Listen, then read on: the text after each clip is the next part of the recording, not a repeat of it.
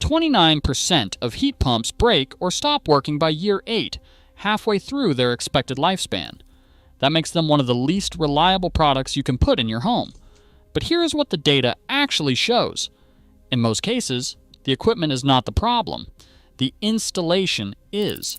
And more than 70% of heat pumps in America were never properly tested after they were installed.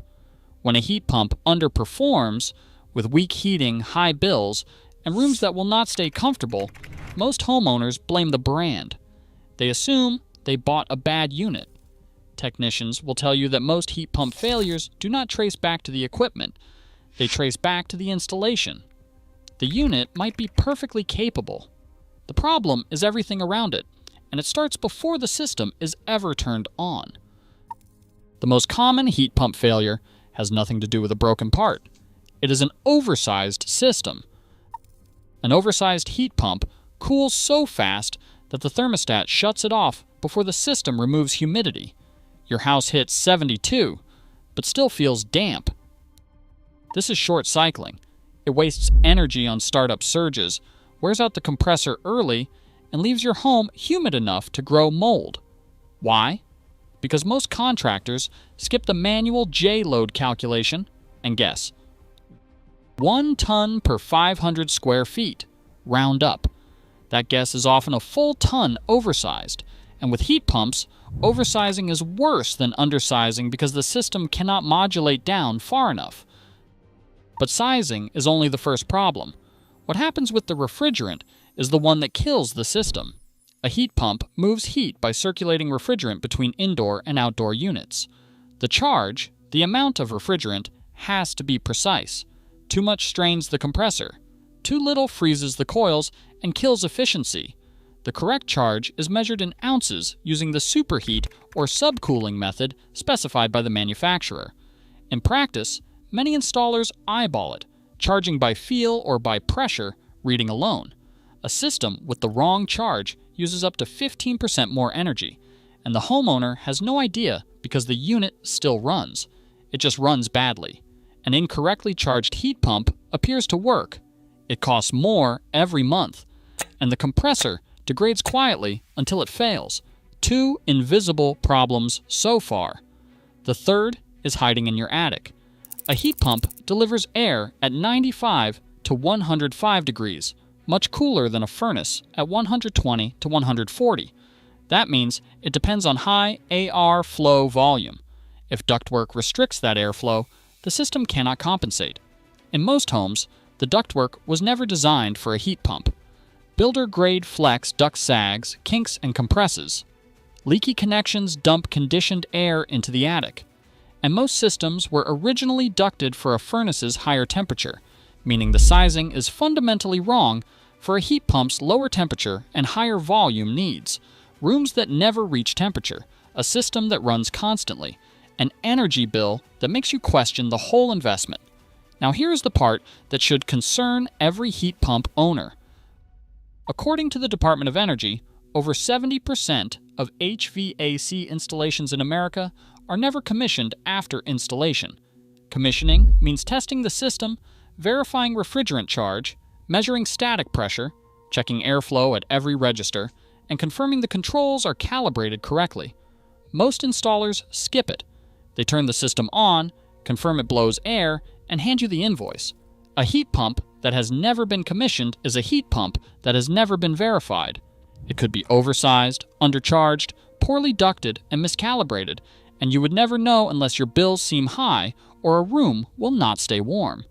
The cost of proper commissioning is a few $100s. The cost of a premature compressor replacement because nobody caught the problems early is $3,000 to $5,000. The equipment was fine. The installation destroyed it. Here's what nobody in the industry wants to admit. There are not enough qualified heat pump installers. Heat pumps are more complex than furnaces. They run in both heating and cooling modes.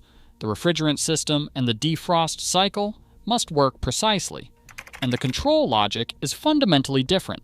Installing one correctly requires training many general heating, ventilation, and air conditioning contractors have not completed. The industry is pushing adoption faster than it is training the workforce. One manufacturer's tech team noted their most common post-install corrections were frozen coils, miswired controls, wrong drain pitch, and skipped startup procedures. These are human errors, not equipment defects. The heat pump did not fail. The installer did. And the homeowner pays. Technicians who specialize in heat pump rescue calls describe the same problems everywhere. One company in Massachusetts documented their most common post-install corrections: refrigerant overcharge, miswired units, wrong drain pitch, condensers boxed into tight spaces, and skipped startup procedures. In every case, the equipment was fine.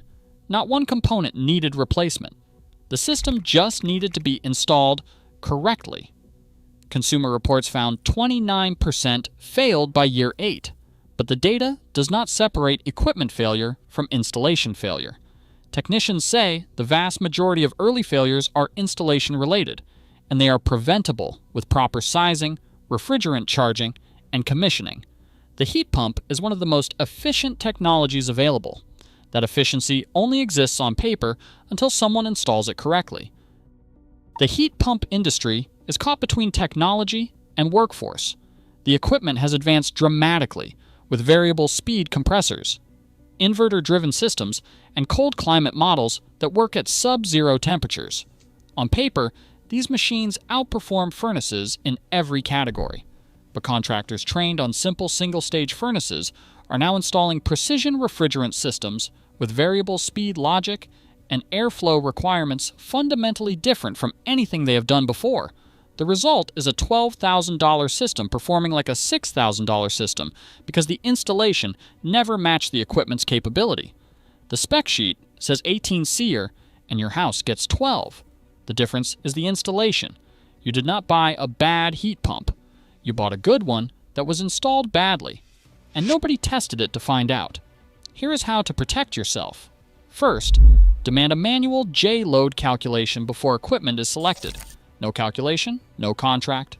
Second, ask how refrigerant will be charged. The answer should include superheat or subcooling.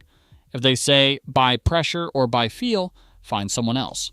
Third, require commissioning after installation. Check airflow at every register, static pressure, refrigerant verification, and controls calibration. If the contractor does not include this, they are not finishing the job. Fourth, look for manufacturer-certified installers. Mitsubishi, Carrier, and Daikin have tiered programs requiring advanced training on your specific system. A general HVAC license does not guarantee that. The best heat pump in the world is only as good as the person who installs it. 29% failure rate by year 8. Over 70% are never commissioned. This is an industry installing complex technology faster than it is training the people who install it. The heat pump on your wall is not garbage. It is one of the most efficiency systems ever built. But efficiency on a spec sheet means nothing if the refrigerant charge is wrong, the ductwork is choking airflow, and nobody ever tested it after it went in. You did not buy a bad product. You bought a good product with a bad installation. Now you know how to tell the difference. If you have not seen what HVAC technicians refuse to install in their own homes, that video is right here.